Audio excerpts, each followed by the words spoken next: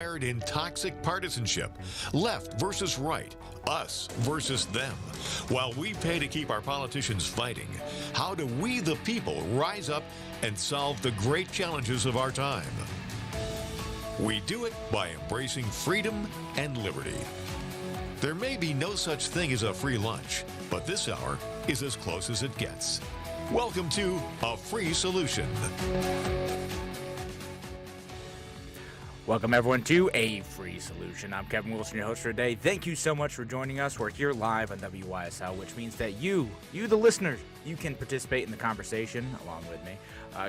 Give us a call, 585-346-3000. We're here until 1 p.m., so it's 585-346-3000. Or if you're listening online, comment on the live video on the Facebook page, Kevin Wilson Libertarian, A Free Solution page, or on the Free Solution YouTube channel as well. Any one of those, you can leave your comments and participate in the conversation. Shout out down the line to our friends over at WACK out in Newark and WENY, The Patriot, down to Southern Tier as well. Appreciate you being here too.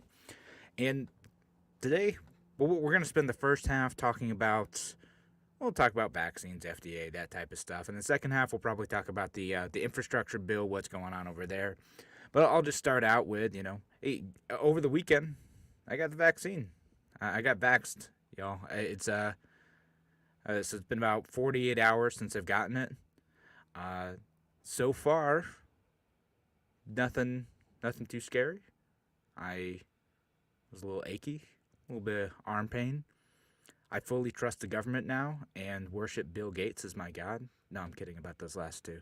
It's fine. I had a pretty good reaction to that. So, like most people, I got the vaccine and I've been fine. And it's kind of cool. The first dose of this vaccine, it looks like it gives 80% protection within a couple weeks of the first shot, which is pretty great. I mean, just as a comparison, compared to the flu vaccine, the flu changes every year. That gives you between 40 and 60% protection. So, you got basically a coin flip shot, whereas within one of the both Moderna and Pfizer vaccines, you get 80% protection and pretty good protection against getting a serious version of COVID. The vaccine teaches your body to fight what looks like COVID virus based on like this protein production thing. And I learned a little bit because I wanted to know what the heck was being, put in my body and how it worked. I did a little bit of research on it, so I wanted to share that just because I thought it was interesting, thought it was cool. Will Phillips asked, true or false, Kevin only got the vaccine so that he could use it to broadcast without the radio station. I can neither confirm nor deny that, Will Phillips. You're going to have to get the vaccine and see if you can do that yourself. When you join, when you get assimilated like me, Will, you can find out. No, I mean, I did get it because I have, a little preemie in the house and also, I interact with other folks who are a little bit more vulnerable. So that's why I got the vaccine. I thought it made sense for me, and I wasn't too worried about COVID getting me too much. I know it can affect people my age. It is, it can be a serious thing, but the risk of me, dying or having permanent effects of that are relatively low. I make risks and trade-offs every day, but for me, for the people around me, the vaccine made sense. Might not make sense for you. Maybe it does. Maybe it doesn't. That's your choice. But I'm telling you, I had a good experience with it so far. We'll see how I feel after the second one. I hear that the second one's a doozy. That one is when your body freaks out and tries to do everything it can to like fight this stuff in your body. I want to share how it works because I thought it was interesting. Basically, you get, and this is explained to me by scientists at a bar, plus like me reading stuff. So take it for what it is. My layman's understanding of it is basically the mRNA vaccine. It delivers like little instruction packets into your body, the RNA, and those instruction packets are what your body uses to do everything, right? Like when your cells have their DNA in it, they unfold a little bit and they send out instructions into the main cell, from the nucleus into the main cell, and then it tells it to do something, make this protein, make this enzyme, whatever. right? So this is basically what it does: is the mRNA gets the RNA into certain cells in your body, and it says make these proteins, and then it starts making these proteins, and your body's seeing all these proteins, floating around in there, and it's like, hey, what is this? What are you doing? These shouldn't be here. And they start flagging them. And they start creating antibodies to antibodies to say that they're not supposed to be in there. And that's what the immune response is. And so that's why you get the fever, the headaches, all that stuff. It's your body trying to figure out ways to fight these things. And that's why it freaks out the second time when you get it, because now your body's like, we've already identified this as a threat, and now suddenly these proteins are entering the body again. We need to step up our response even more.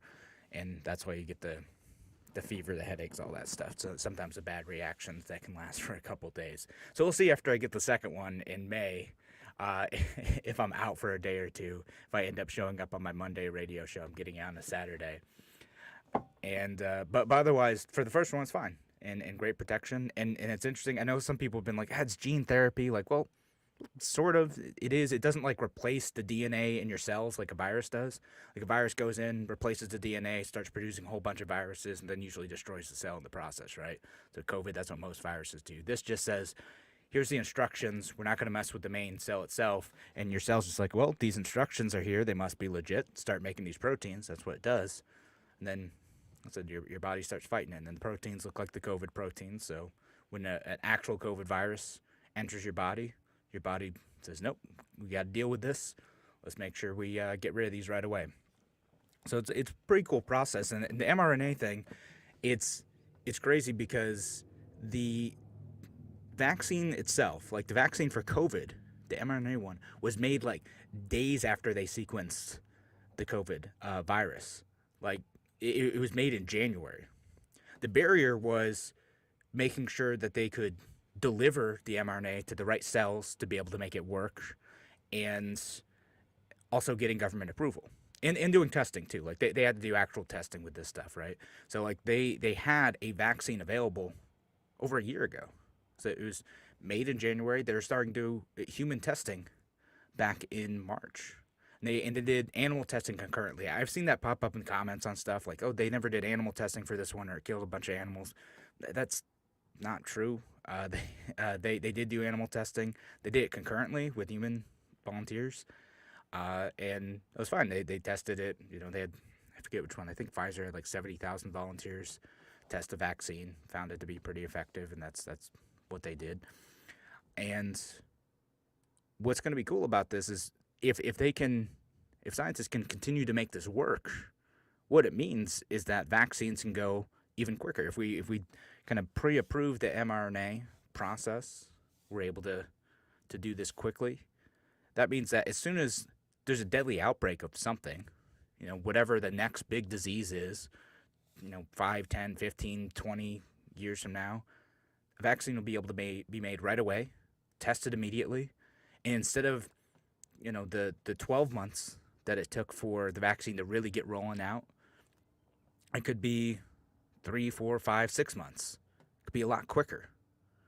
Pandemics can get solved at record speed.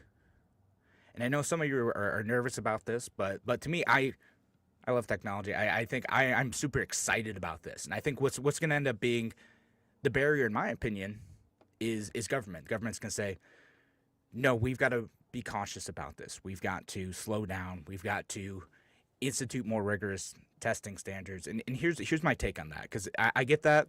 And for those folks who are risk adverse and don't want to do this, you shouldn't have to get a vaccine. And then I know people lie about my position all the time and say, Kevin's mandatory for mandatory vaccines. I'm not. I don't think anyone should have to. That's your business. Do whatever you want. You should get it, but I don't think the government should make you get it. But if I have a risk tolerance that says I want to use this new technology to protect myself from a new disease, then why should the government stop me from doing that? If I understand the risks, if I understand the liabilities of the company, and I know there's a whole thing with that too, with the liability on the vaccine manufacturers, I get it. But if that's an acceptable risk to me to provide protection against a disease, why should the government get in the way of that? Why shouldn't I be able to do this? If I understand the risks, the liabilities, my recourse if something goes wrong, what all those things are, then I should be able to do that. Other people should be able to do that. And we should be able to get vaccines out and rolled out in record time. Government shouldn't get in the way of that. And I know I'm gonna get some private messages about that, but that's all right because I know some of you disagree with me. But to me, the narrative around this pandemic should be all the various ways in which government screwed up the pandemic, and we're seeing that again now, even with the AstraZeneca vaccine still being held up, able to be used in Europe. If you want to take the risk, and you know that I know there's a blood clot thing with those, maybe. If you want to take the risk and use that, and you want to be able to get that vaccine, you should be able to do so. Again, understand what your recourse is if something goes wrong. Understand what your risk is. Weigh that against your risk of getting COVID. You should be able to make that decision on your own. That's what freedom is all about. And, I get frustrated with busybody Democrats, Republicans, and even a few self-proclaimed libertarians saying that, no, this process went too fast. The FDA needs to slow it down more. No, man, that freedom is you being able to make those decisions on your own, not having the FDA make them for you. And when we come back, I'll talk a little bit more about the FDA because I haven't talked about them in a little while. And, well, they're my favorite punching bag this year. And a little bit more about the vaccines, too, and other technologies that might emerge after this pandemic. All right, thanks again for joining us here on The Free Solution. If you want to participate in the conversation, 585-346-3000, 585-346-3000. We'll be back. More from A Free Solution in a few minutes.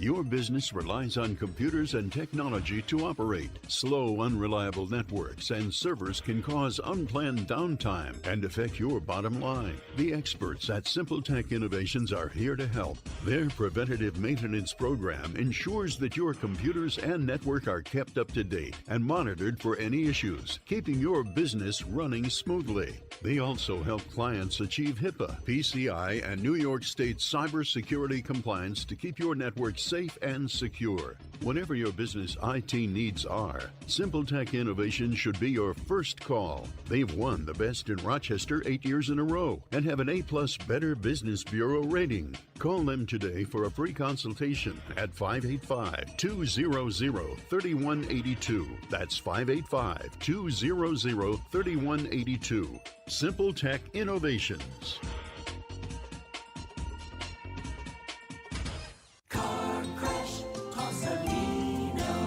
When you've been seriously injured in a car crash, you need a lawyer who knows how to beat the big insurance companies.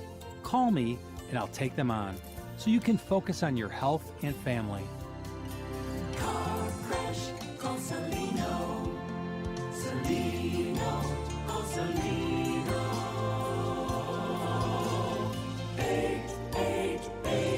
888-2020. Main Street, Rochester. A message from the National Police Association. It used to be that any able-bodied person would offer to assist a police officer in danger.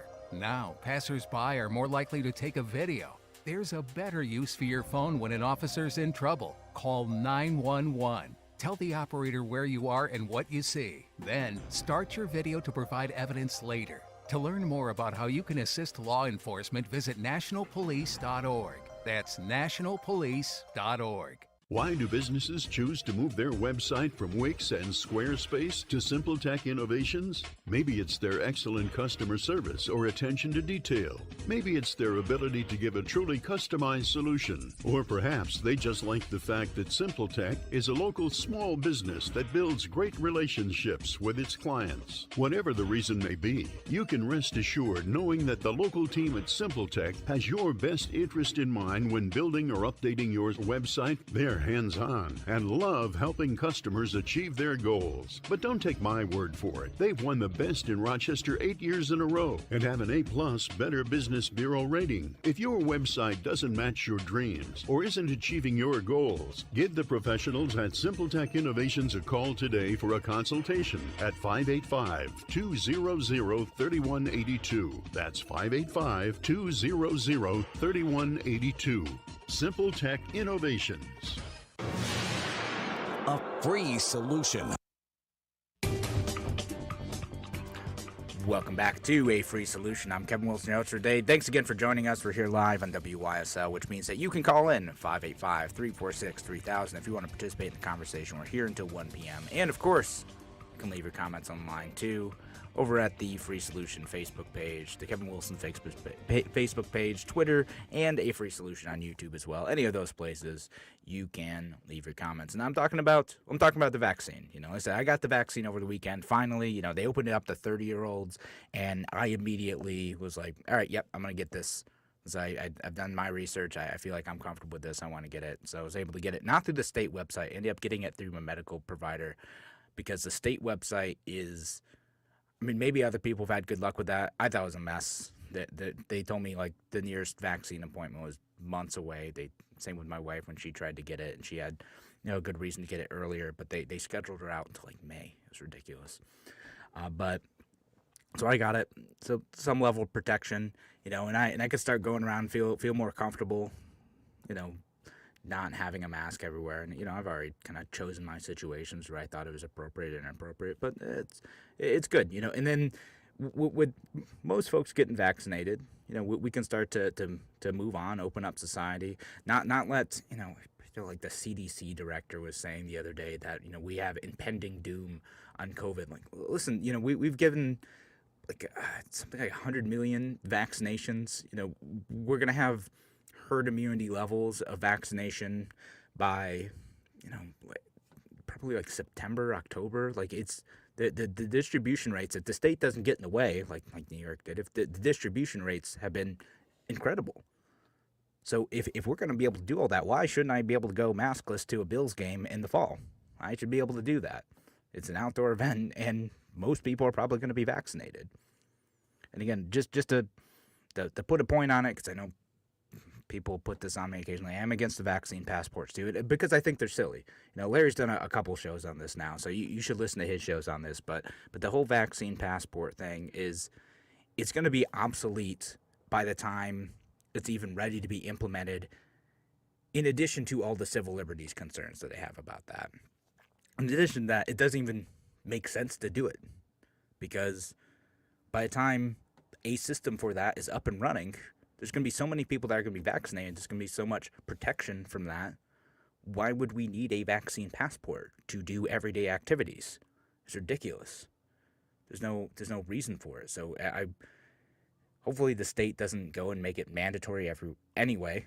And you know, I would like to think that a lot of businesses would also be able to look at the situation and say, this doesn't really make sense for us now, because, you know, come June, July, either you got the vaccine and you have pretty good protection from getting sick, or you didn't get the vaccine and you don't care. And if you're one of the people who can't get the vaccine, I know there's some folks who can't, you know, hopefully there's enough folks around you that COVID isn't going to be running rampant through the community.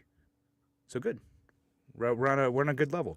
But of course, you know, the government doesn't always operate that way. They always want to be extra cautious. And that's been my criticism of what the FDA and the CDC this entire time. You know, like the narrative, the story that I think we should be telling, people who are pro-liberty should be telling about this whole COVID-19 controversy, is all the different ways which government, in an effort to be completely risk-adverse, ended up destroying the economy and slowing down the process for solving the pandemic. Again, we've seen this at every level of government. We've seen it at the CDC level, way in the beginning. Talked about this a year ago. The CDC made it difficult for any medical providers to use anyone but their tests for COVID. And turns out their test didn't even work. They couldn't use the World Health Organization tests or other companies that had COVID tests that worked just fine, but they couldn't get through the FDA emergency approval process and the CDC approval process. They couldn't open up testing at all. So it made it difficult for medical providers way in the beginning to even understand who had COVID and when. Made it difficult for a mass testing, a voluntary one, to emerge in the beginning of the pandemic, so we could understand where COVID was and how it was spreading through the community. The CDC screwed up here.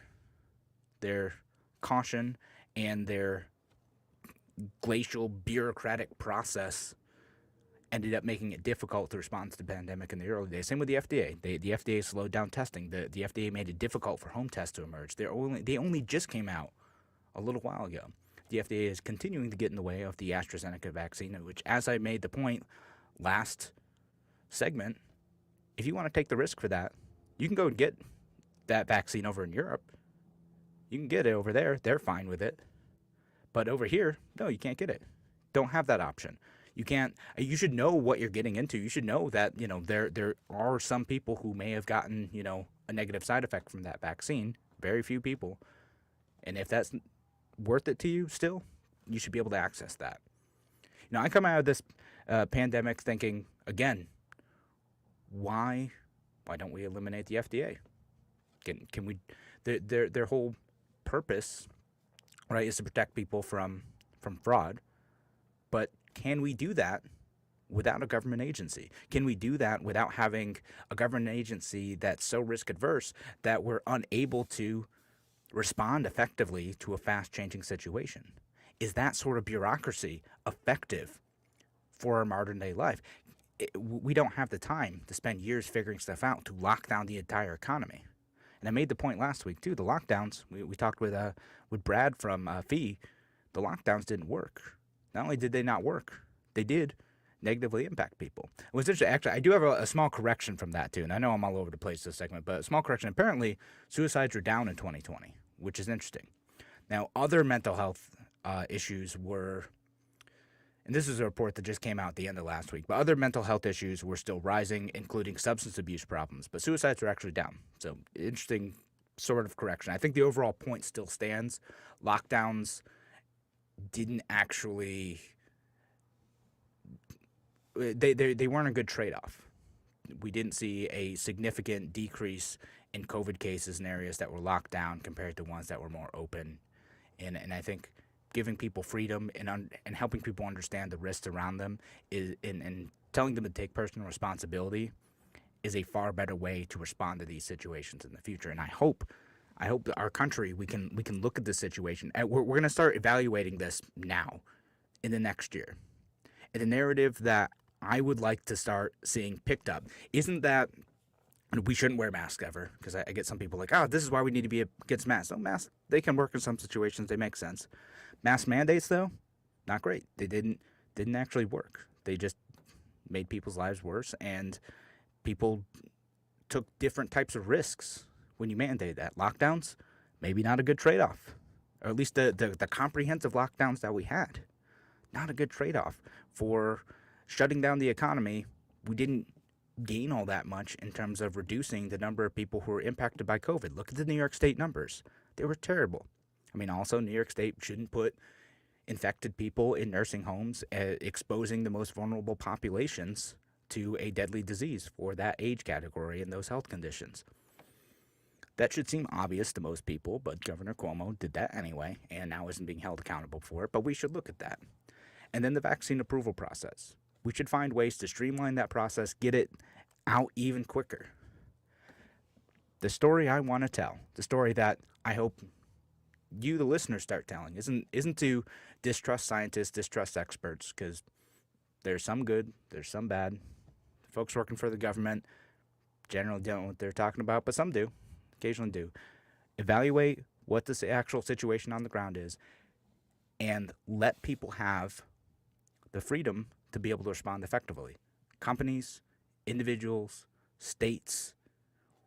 When we had more liberty, if we had more liberty, we can respond more effectively to a crisis like COVID. That's the story we need to tell. It's not anti-science, anti-expert. It's not that. The story I want to tell is that government mandates in terms of lockdowns, masks, barriers to testing, barriers to vaccines,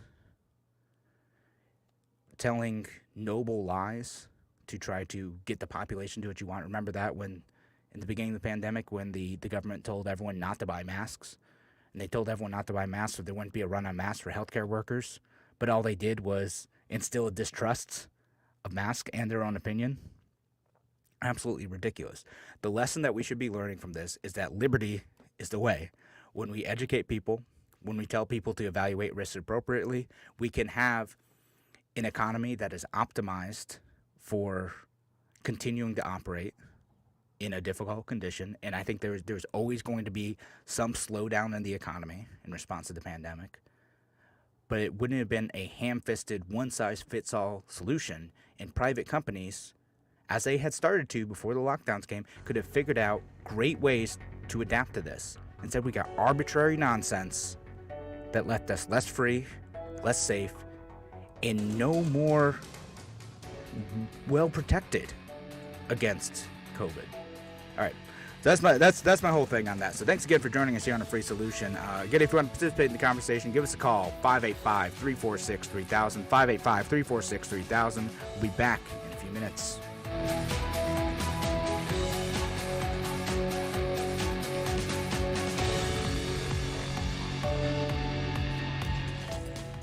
Spring's the thing at Victor Chevrolet, where it's easy to save and fun to drive your brand new Chevy. Get outside in the spring breezes in your 2021 Chevy Equinox all-wheel drive LS. Lease it for just $229 a month for 39 months. Or enjoy the versatility of a tough and roomy 2021 Trailblazer LS front-wheel drive. Lease for only $89 a month for 39 months. Or check out the 2021 Chevy Trax LS front-wheel drive, just $99 a month for 36 months. Lease the 2021 Chevy Bolt LT for $149 a month for 36 months. Or maybe you'd like to buy a 2019 Chevy Trax LT for just $16,990. MSRP is $26,645. So you can save almost $8,000 on this previous loaner vehicle. All these deals include factory rebates, incentives, and discounts. 10,000 miles per year, $2,500 cash or trade, first payment, tax, acquisition, and DMV fees due at signing for all leases. Tier 1 credit approval required. All deals end 4/30/2021. Find new roads at Victor Chevrolet, Route 96 in Victor. Visit VictorChevrolet.com.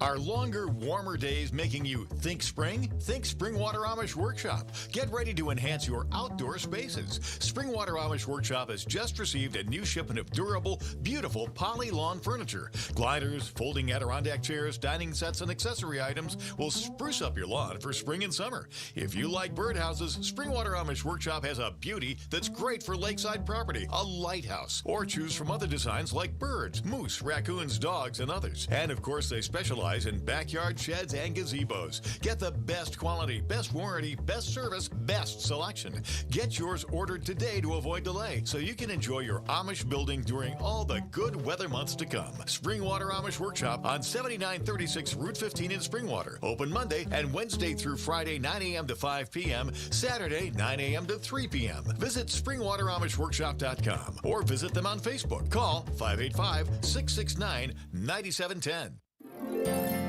I'm Steve Tasker, and I want you to know that Heritage Christian Services is growing and hiring people to assist adults with developmental disabilities.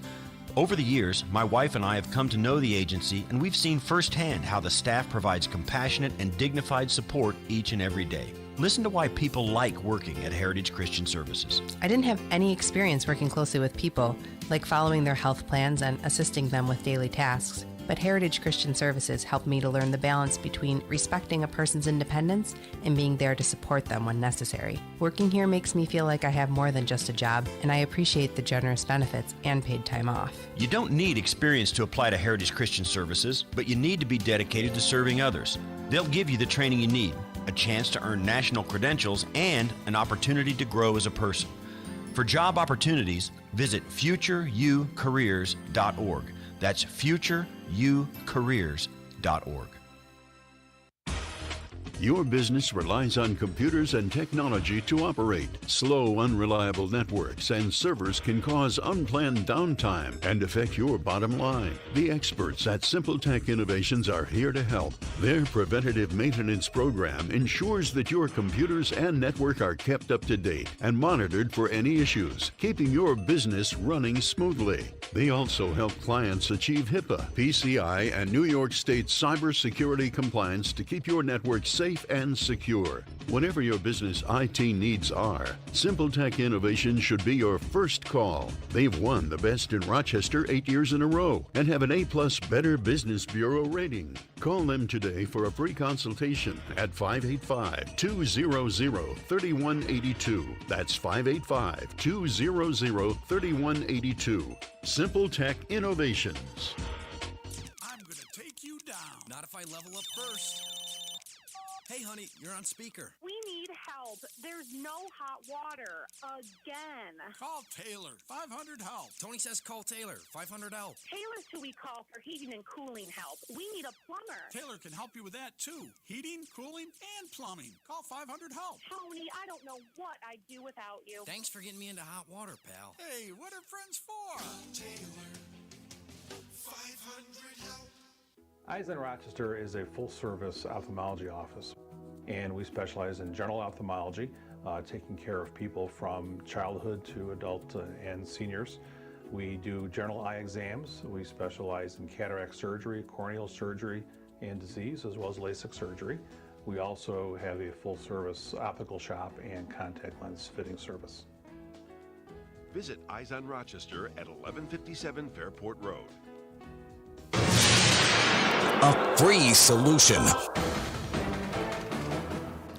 Welcome back to A Free Solution. I'm Kevin Wilson, your host for today. Thank you so much for joining us. We're here live on WYSL. So, like I said, participate in the conversation by giving us a call, 585-346-3000. That's 585-346-3000. Or leave me a comment online. Love seeing those. Thanks for the positive comments. Tim O'Connor, great guy from Mount, and I forget what county it is. A little easy here over in New York, but thank you. He says, I tuned in at the exact correct moment. Well said, Kevin Wilson. And then asked about side effects. Again, I got the vaccine Saturday. No side effects other than, a little sore arm and just mild muscle aches. We'll see how I feel after a second one. The second one might kick my butt. I heard that the second one, I got the Moderna one, but so far it seems fine. And after one, you got better protection against COVID than the flu shot usually has. So pretty good deal to me. So we were talking about abolishing the FDA and whatnot in the last segment, and I still stand by it. Abolish the FDA. The story I want to tell about this pandemic is all the ways in which government made it difficult to respond to a deadly disease outbreak.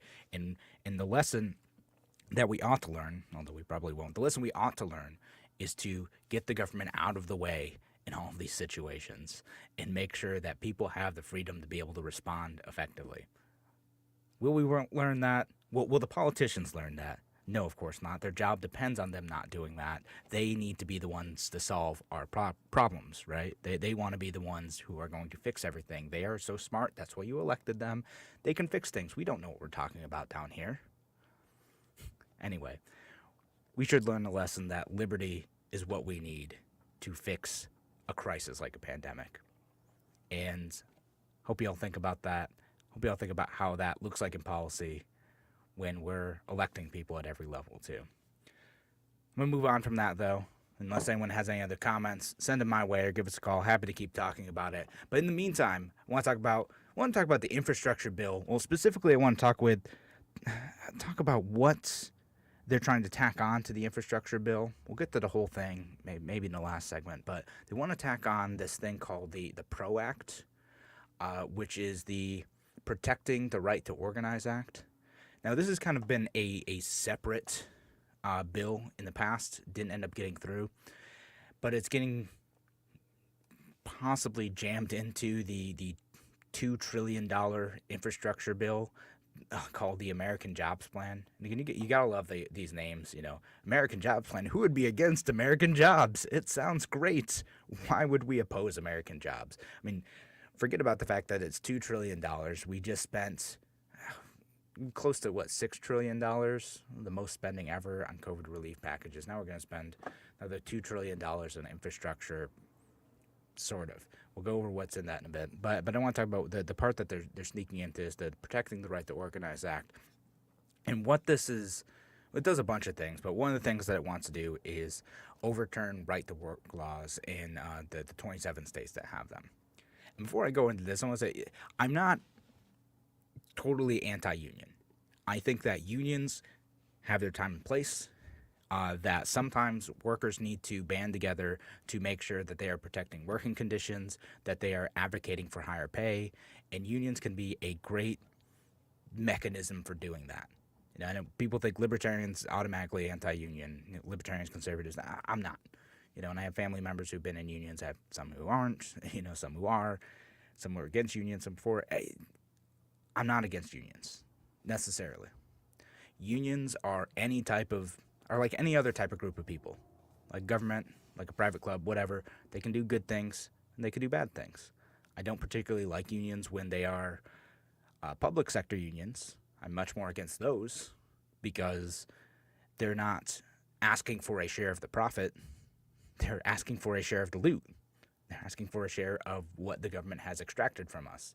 So I don't particularly like public sector unions, but private sector unions I generally like. So this affects those as well. And Right to Work, just to do the recap on that, basically says even if you have a union that's organized at an employer in a Right to Work state, you don't necessarily have to pay your union dues if you work there. So if it's a union shop, it's a union employer, they have something already organized there, the union as it exists cannot force you to pay dues even if you don't want to join them, even if you don't agree with what they do. So in states without Right to Work legislation, even if you don't like the union, if you want to work there, you've got to not only join, you've got to pay. So the question is, is this a good thing? And I've heard some liberty advocates make the argument that a contract between an employer and a union should be honored, and if they want to set the condition that you need to join a union to be a part of that workforce, it should be fine. I'm not sure I stand for that, though, because to me, if a union is doing a good job, if they are advocating effectively for their workers, then everyone's going to want to join that and want the protections that membership affords. If they're able to do that, they shouldn't have to force anyone to join them. I know some folks are going to disagree with that. Give me a call if you do, 585-346-3000. But I don't think you should have to join a union. This makes a one-size-fits-all policy for this country. We're looking at half the country that decided that they don't want this thing, that they don't want to force every employee that's going to a union shop to be able to do that. The unions, for their part, say that Right to Work states allow too many free riders in their shops. But I think the individual right to choose whether to join a group or not join a group is important. And if unions want to be effective, they need to just do the job. They need to be good at what they do. Voluntary association is important. Because I'm all for unions as long as it's voluntary association. As long as you are choosing to do that. And you can work together and advocate for pay and working conditions on those grounds. This massively tips the scale in favor of unions. I mean, this is what the Democrats do, right? Like, Republicans have their own cronies. Democrats have this where they're able to use the power of the government to create regulations, create laws that tip the hand in favor of groups who have strong advocacy arms. This is what this is. Joe Biden is just kind of doing his typical Democrat thing and falling into the hands of unions, which is not always the same thing as advocating for the rights of workers. I think unions would like that to be synonymous, but it's not. Unions, in my opinion, not as a whole, not as a blanket statement, but individual unions don't always have the best interests of the workers in mind. Some have gotten corrupt because they are a group of people just like anyone else. There's also aspects of this bill too, the PRO Act part of this, that makes it more difficult to be an independent contractor, again, because the unions are trying to curry favor of the government and set the rules that favor them. It does make it more difficult for individual contractors to be able to have arrangements that work for them. They want to make it so that when an employer is hiring that type of person, they're going to have to, in some cases, join a union, but in some cases receive certain benefits so that the employer can't, make this arrangement on their own. But as we talked about on this show before, if you're an independent contractor, if you're doing whatever it is, and in the industry I work in digital advertising, there's a lot of independent contractors. Sometimes they just want to pick up 10, 15, 20 hours, do their thing. They don't want to be an employee. They want to set their own hours.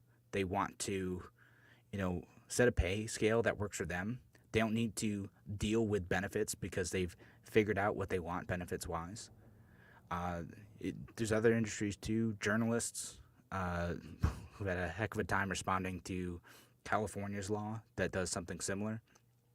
and also other freelancers, and then like the Uber and Lyft and those types of folks, DoorDash, Grubhub, all those. This may affect all those careers. It may make it more difficult for people to have flexibility, individual negotiating power. I know you're not negotiating through a union, and there's sometimes good reasons to do that, but sometimes there are good reasons not to. You want flexibility. You don't want to work a 9-to-5 job. You don't want to work set hours. You don't care about the benefits because you're getting them through a spouse or through some other program, or it makes more sense to buy them separately. And, I point out all this stuff just to say that governments don't always have our best interests in mind because they cannot possibly know what our individual situations is. And for them to rig the game in the favor of unions, they think they're doing a good thing, but they're not. They don't know me. They don't know my family. They don't know your family either. Freedom is the answer. That's the free solution. All right. Thanks again for joining us here on A Free Solution. We're going to be back in a few minutes. If you want to participate, give us a call, 585-346-3000. We'll be back in just a few with more from A Free Solution.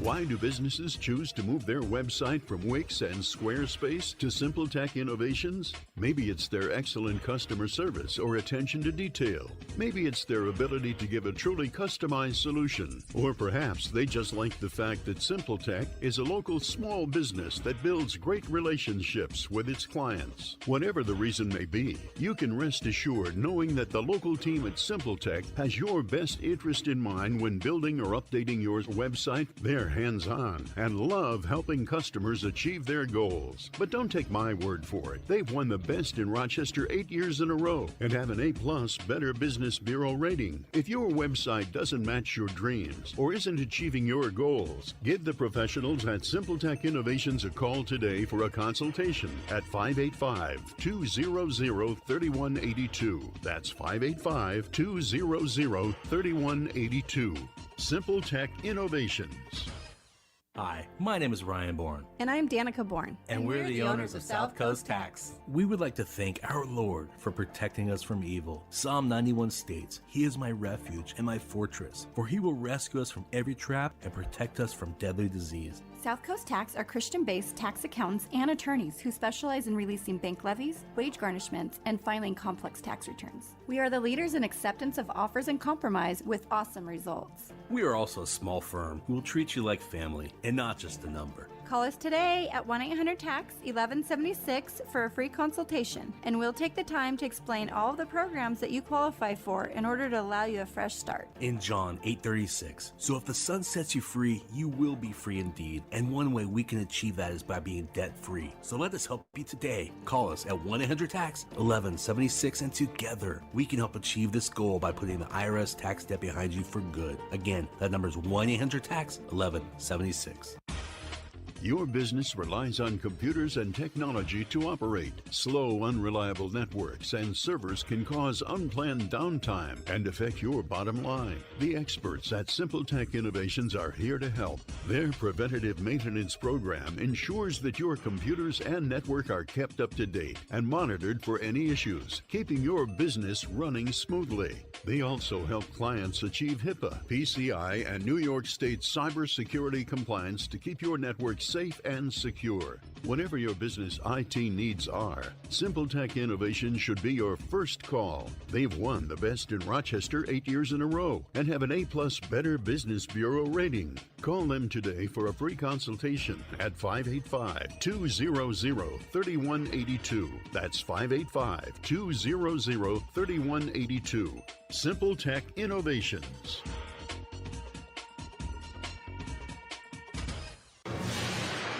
A free solution. Welcome back to A Free Solution. I'm Kevin Wilson, your host today. Thank you so much for joining us. Again, we're here live on WYSL, so give us a call if you want to weigh in on the situation. 585-346-3000. But shout out down the line to our friends at WACK Newark and WENY, the Patriot down Southern Tier, and our friends listening online as well. We're talking about the PRO Act in the last segment. The I forget what it stands for. The Protecting Right to Organize Act, which is going to be shoved into the infrastructure bill, which is another, if you can believe it, $2 trillion infrastructure plan that President Biden and Democrats in Congress are trying to get passed. So in this bill, well, let me just break down some of the stuff that's in it. You know, again, $2 trillion is a mind-boggling number. This is all. It's so hard to conceptualize. It's so hard to conceptualize how massively we are in debt. Like, humans are not built to comprehend these types of numbers. But we're going to try to go over some of this stuff anyway. Like, it all feels like monopoly money at this point, but we're going to try to keep track of it and figure out, well, where's our future being mortgaged to? And so infrastructure, people love infrastructure, right? Maybe not you guys. Maybe not me. I think we have too much infrastructure, and that makes me unpopular sometimes. We've overbuilt things. But we do have a bunch of people who like infrastructure bills because people see the decay of infrastructure around them, particularly at the federal level, although sometimes at the state and local level too. We see when bridges are falling apart, when roads have potholes, when we're seeing more damage due to weather-related events because infrastructure is aging. When we built a lot of the infrastructure around us 50, 60 years ago, the idea was that we would build it, and then so much revenue would be generated from the growth resulting from the built infrastructure that it would just pay for itself, and that local and state governments would be able to manage that infrastructure independently without the federal government that they built, with a grant from the federal government because of all the growth that they've generated. Well, that didn't happen. So now we have state and local governments who are not able to afford the repairs to local state highways, bridges, things like that. So now that's where the federal government's going to jump in and do all this stuff. Now, how much is going to go into that? Well, $115 billion is going to go to, quote, modernize bridges, highways, roads, and main streets that are in most critical need of repair. So that's $115 billion out of $2 trillion. That's what's going to go in there. I could kind of put these other ones in there too. Infrastructure resiliency to withstand climate-related disasters. That is a nice $50 billion. Maybe improve road safety. Maybe that's part of it too. $20 billion. But we have other stuff related to the actual infrastructure part of that. The connect neighborhoods historically cut off by investments, $20 billion. I'm curious if that's something similar to like the program that they use to fund. I know it's a Tiger grant that fund the inner loop removal in the city of Rochester, which I think is actually kind of a good thing. But because I think we overbuilt highways quite a few years ago, but now we have to pay a whole bunch of money to now undo that, and then we'll probably do it again in another 30 years. $85 billion for public transit, doubles funding for public transit. So who knows where that will go? If it's going to go for local bus lines, light rail, things like that. Who knows? I get the feeling that if we're spending a bunch of money on improving car infrastructure and then also improving public transit infrastructure, people are probably going to still use their cars because it's convenient. Another $174 billion for electric vehicles as well, and $80 billion for Amtrak because we all love Amtrak. But it sounds like we have a caller on the line, John from Rochester. John, what's on your mind, sir? Hi, Kevin. Yeah, we've talked before about this situation. It's like the fall of the Roman Empire. But I want to get your opinion on this. It seems to me that Biden, number one, he's kind of clueless right now. I don't think he's looking at the long-term problems this is going to cause.